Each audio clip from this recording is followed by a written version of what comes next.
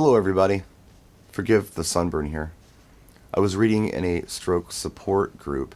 Somebody asked this question. Let me read it so I don't get it wrong.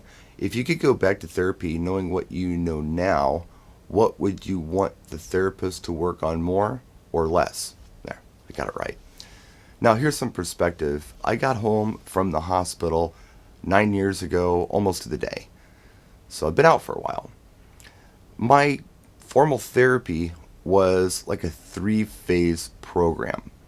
When I got out of ICU, initially, it was more adaptivity stuff because I was completely paralyzed on the right side. Couldn't move anything.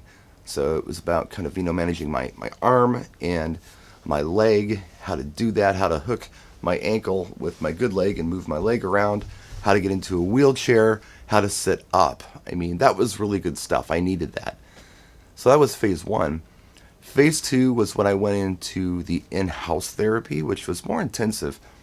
Part of it was the occupational therapy, which I think was pretty good. I had a real solid occupational therapist that worked with me and helped me with things. And luckily, I have really good balance. So I got through that pretty good and did what I could. Then there was the physical therapy side of it. And my physical therapist kind of turned it into a religion of sorts, where they would take credit for any accomplishments that you made, but they would blame you for anything that you weren't able to achieve. And I didn't like that. That just didn't sit well with me. But when I got out of the hospital, I still went in for some physical therapy, a different therapist who helped me a lot with walking and things.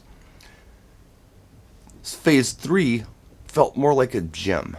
There was a person there who was the therapist, but they really felt like they might have been working at Planet Fitness a couple weeks before that, because it was all just about working out, just lifting and pushing and on gym equipment. And to me, it really felt like more of a lifestyle thing than a therapeutic thing. So I never went back.